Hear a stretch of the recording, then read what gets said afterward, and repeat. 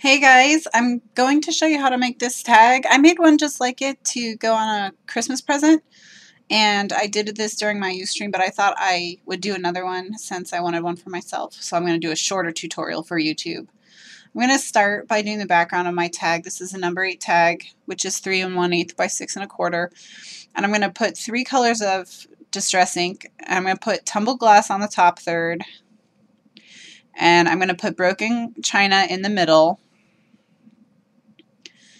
And I'm going to put stormy sky on the bottom.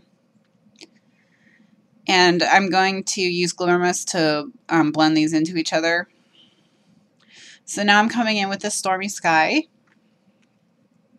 And this is going to go on the bottom. And stormy sky is a cooler blue than either broken china or tumbled glass. Those are both warmer blues.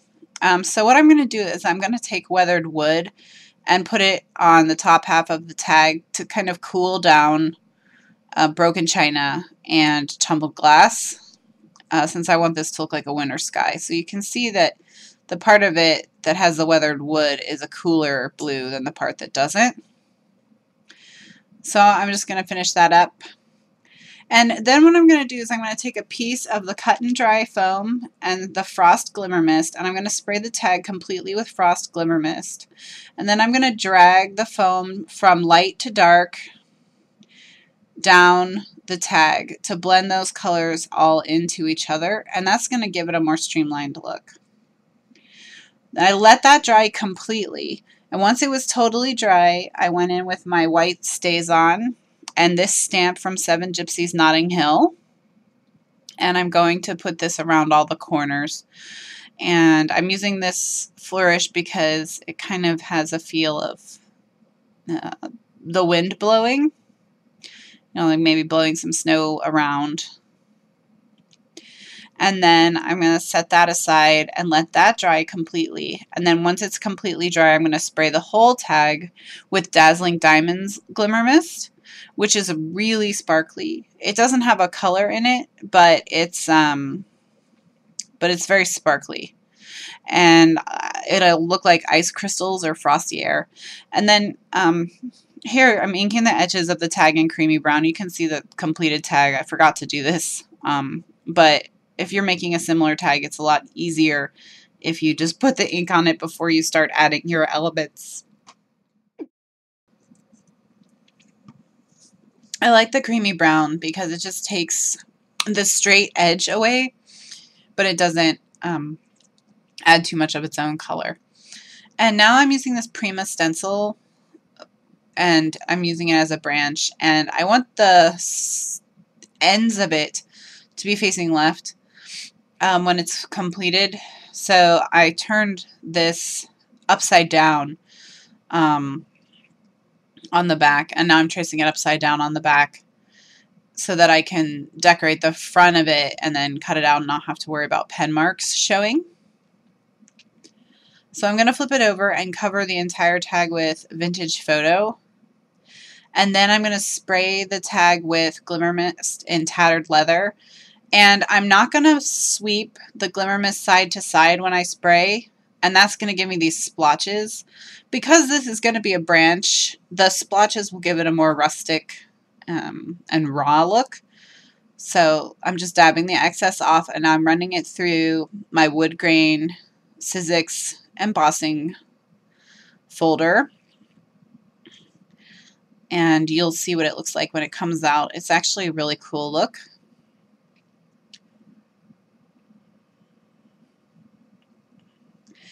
And now I'm going to take walnut stain, and I'm going to hit the high points of it.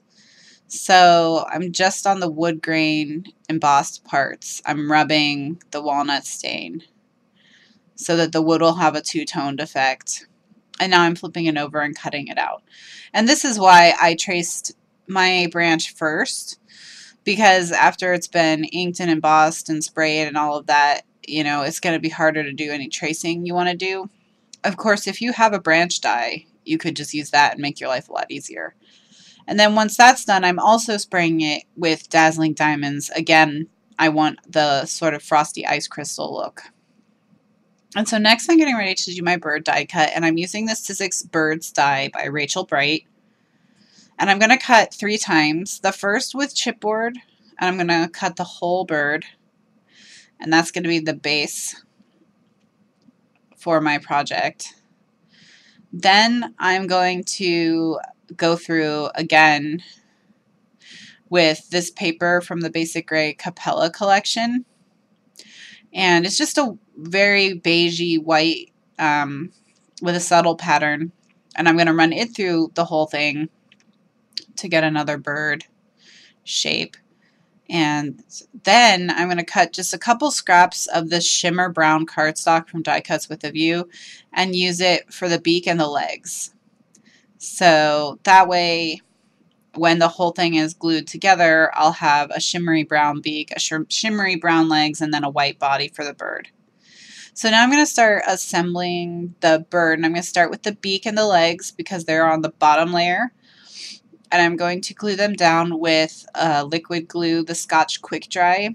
This is my favorite liquid glue, and for something like this, I prefer liquid because it just gives me a little time.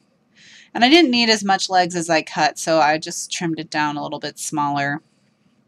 And now I'm just going to add glue to the back of the legs and put the cardstock layer down. And then I'm going to take my bird die cut out of the Capella paper, and I'm going to cut off the birds and the beak, or the legs and the beak, and ink all the edges in creamy brown. And this die cut also cuts the wing portion out a little bit, so I'm just going to pull that up and ink around the wing as well in the creamy brown, and that's just going to give it added texture. So there's my bird body, and I'm just going to use the same liquid glue to glue this down to my chipboard piece. And this die, I love this die. Rachel Bright has some beautiful dies. I loved so many of her last release, and just love finding things to do with them. So now I've got my bird complete. And I'm going to take this Prima E-Line Bling, and I'm going to use a crystal for the eye of the bird, and I'm going to fill the hole, the die left, with liquid glue and use my Quick Stick, which I love, to put the pearl down.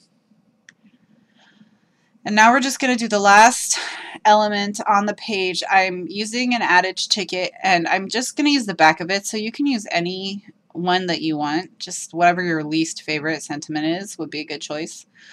And I'm inking the edges in the creamy brown ink, and then I'm going to put a drop of hot glue and then a piece of thin twine. I'm going to put the end in the hot glue and hold it till it dries, and then I'm going to wrap the twine around the edge of the ticket a couple times and then glue it again.